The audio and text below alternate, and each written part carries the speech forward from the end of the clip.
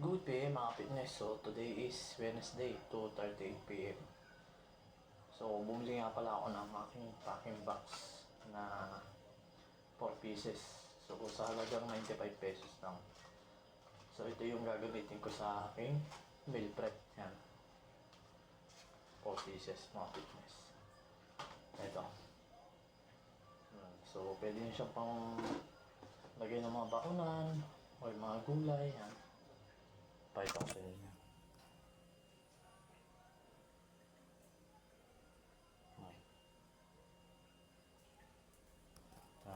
So mga fitness, nalagay ko dito is yung aking kamote.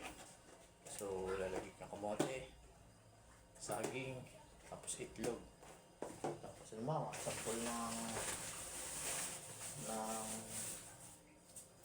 mansanas o apple.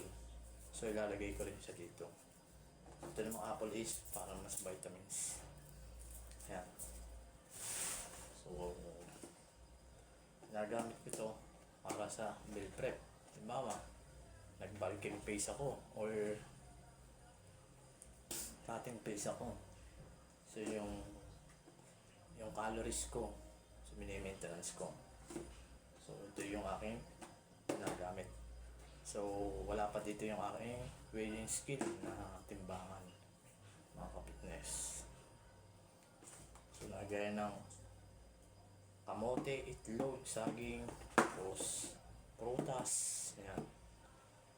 Tapos lunch na rice or chicken breast, ayan. Tapos snacks, ayan. Para sa snacks ang lagayan.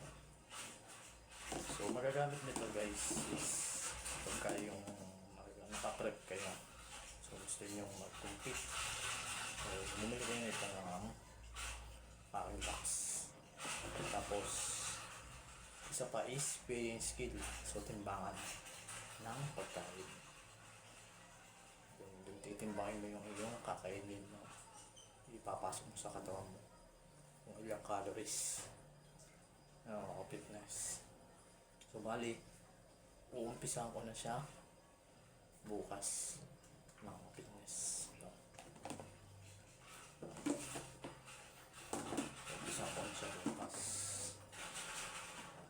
So yun lang yung aking shiner na binili ko na aking packing box at makakatulong din sa inyo sa inyong pag-prepare ng meal prep o maintenance ng inyong katawan or body sa inyong fitness goals mga fitness. So stay fit and healthy lang palagi sa halagaan ng kalusugan. So tuloy-tuloy lang.